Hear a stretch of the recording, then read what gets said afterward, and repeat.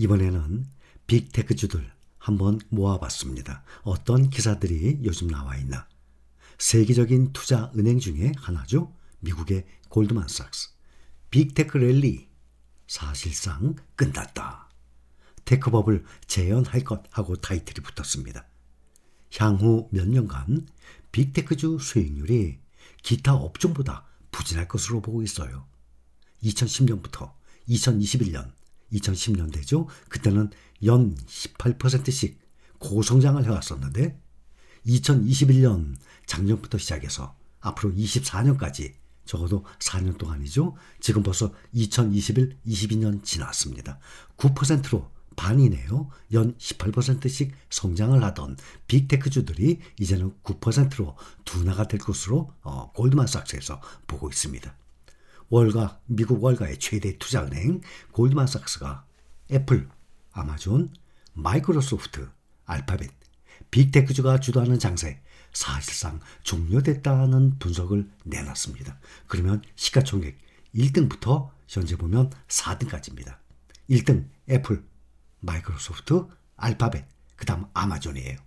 시가총액이 1조 달러에서 아마존이 빠졌습니다. 지금 빅테크주가 주도하는 장세는 사실상 종료됐다는 분석을 내놨습니다.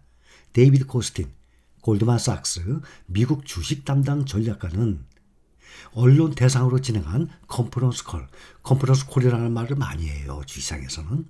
이것은 무슨 뜻인가 하면 이 상장사가 기관 투자가 증권사 애널리스트 이런 사람들 대상으로 자기네 회사 실적, 전망 이런 걸 설명하는 거예요.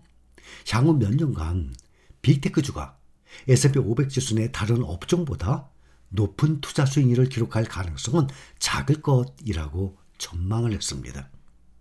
빅테크 기업들이 최근 10년간 기록한 고성장세가 둔화할 것으로 골드만삭스가 내다봤습니다.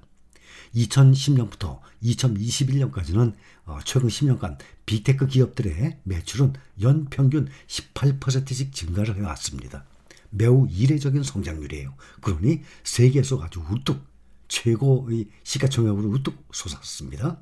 매출 증가의 프리미엄은 극적으로 앞으로는 줄어들 것으로 보고 있습니다. 그러나 이건 영원한 거로 보는 건 아닙니다. 또 몇 년 후에 보면 또 새로운 또 이 리포트가 나올 것입니다. 코스틴 전략가는 2000년 3월 기술주 버블 붕괴 이후 2년간 이들 4대 빅테크주가 월가 전망과 비교하면 절반 수준의 매출에 그쳤었어요. 이번에도 비슷한 현상이 일어날 수 있다고 언급을 했습니다. 그러면서 2021년부터 2024년까지 4대 빅테크 기업의 연간 매출 증가율이 9% 수준으로 낮아질 것으로 보고 있습니다. 애플, 마이크로소프트, 알파벳, 아마존 4대 빅테크 기업 시가총액이 S&P 500 지수 내에서 차지하는 비중 지난해 말 21년 말에 22% 엄청나죠?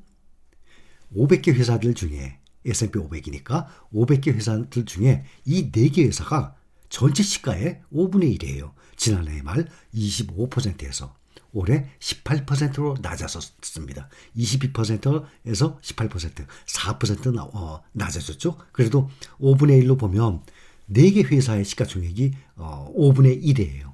500대 기업 S&P 500 중에서 엄청난 시가총액입니다. 4대 기업의 주가 하락률 평균 25%, 빅테크주들 많이 떨어졌죠. 나머지 기업 하락률 13% 정도 됩니다. 이거에 비교하면 한 2배 가까이 됩니다. 특히 기술주, 엔비디아, 테슬라 같은 경우는 이 상승률, 수익률 보면 훨씬 높지만 반면에 또 올해 떨어진 거 보면 지금 반토막 난 상태 아니겠습니까? 그런데 월가에서 헤지펀드들이 또 선호하는 주식은 여전히 또 빅테크인 것으로 나타났습니다. 또 골드만삭스요. 여기 주식 전략가 벤 스나이더가 이끄는 팀에서 헤지펀드들의 분기별 투자 내역 보고서 이 공개된 포트폴리오를 분석을 했어요.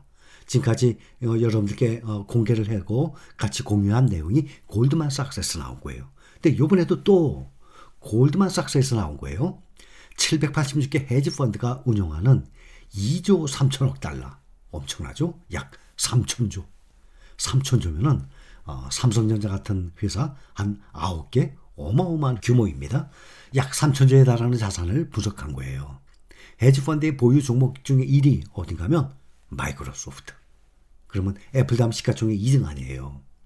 80개 헤드펀드가 보유하고 있는 것으로 나타났어요. 2위는 79개가 보유한 아마존.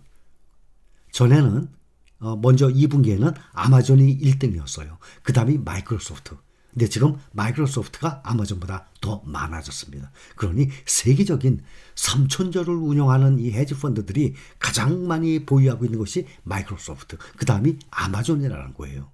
이 밖에도 10대 보유 종목 중에서 자주 등장하고 있는 이름이 알파벳, 우버, 넷플릭스 많이 빠졌죠. 메타와 함께 비자, 애플, 메타, 마스터카드, 페이팔 이러한 종목들, 그러니까 비자와 마스터카드 제외하고는 비자하고 마스터카드 뭐 다들 알고 계시죠? 신용카드 아닙니까? 금융주죠. 이거 제외하고는 테크 종목, 빅테크주들이에요. 기술 종목이에요. 이걸로 분류할 수 있는 기업들입니다. 다. 올 들어서 미국 연준이 급격하게 금리를 올리면서 빅테크 주가가 크게 빠졌는데도 헤지펀드들은 여전히 빅테크 기업들을 선호하고 있는 것입니다. 이 지금 두 가지 다 내용이 골드만삭스에서 나온 거예요. 또 테크주 구루, 뭐 스승님, 선생님, 뭐 선구자 이런 뜻이죠. 구루. 테크주의 구루, 폴 믹스. 테크주 투자 더 유망하고 나왔습니다.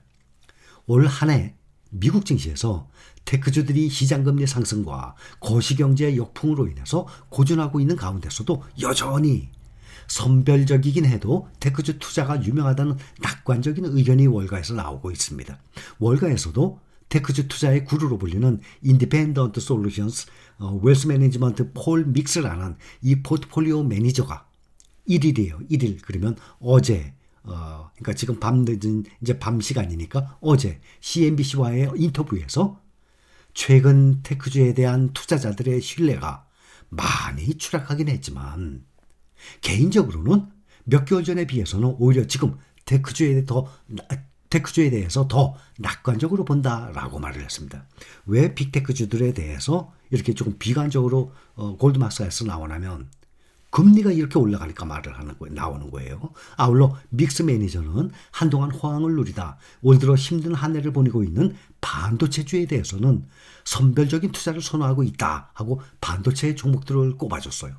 특히 산업과 자동차 부문과 관련된 반도체 기업을 선호하면서 NXP 세미컨덕터, ASML, 브로드컴, TSMC 등을 유망 종목으로 꼽았습니다. 특히 TSMC는 처음으로 워런 버핏이 반도체에 투자한 종목 아니겠습니까? 그렇다고 우리가 이런 개별 종목에 접근하는 것보다는 우리는 좀 더 안전하게 분산 투자 효과로 우리는 ETF에 투자하고 있지 않습니까? 또 하나 블랙록, 세계 1등, 세계 최대 자산 운용사죠. 블랙록. 새 포트폴리오가 필요한 시기라고 나왔습니다. 투자 환경이 근본적으로 바뀐 데서 따라 향후 포트폴리오 구성이 달라져야 한다라고 또 주장을 하고 있습니다. 세계 최대 상장 지수 펀드 ETF 제공업체 중에 하나예요. 블랙록. 블랙록에서 뭐가 나옵니까? IVV. 그렇죠? IVV 뭐죠? S&P 500. S&P 500 그러면 대표적인 SPY가 있어요. 그 다음에 블랙록에 IVV가 있습니다.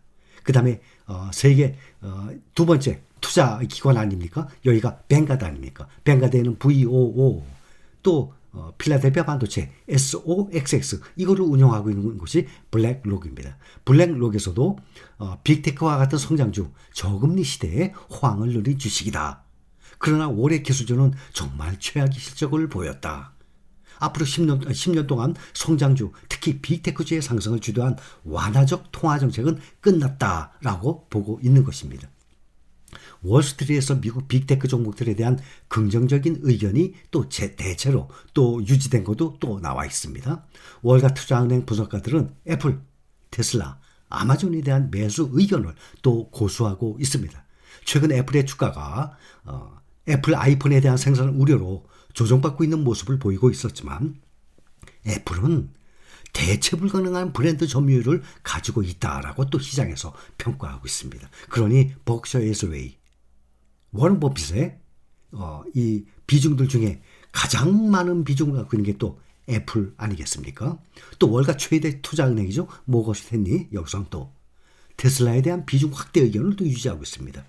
다만 모건 스탠리는 워낙 경쟁되는 업체들이 많아요. 테슬라에 대해서 모건 스탠리는 이 시장 점유율이 테슬라가 앞으로는 점점 줄어들 것을 예상을 하고 있습니다. 앞으로 이 수익률은 과거 10년간의 성장률에 비해서 고금리 시대에서 더 낮을지는 몰라도 현재의 시가총액 이 순위의 빅테크주들의 자리는 거의 흔들리지 않을 것으로 보고 있습니다. 자, 여기까지입니다. 참고하시기 바랍니다.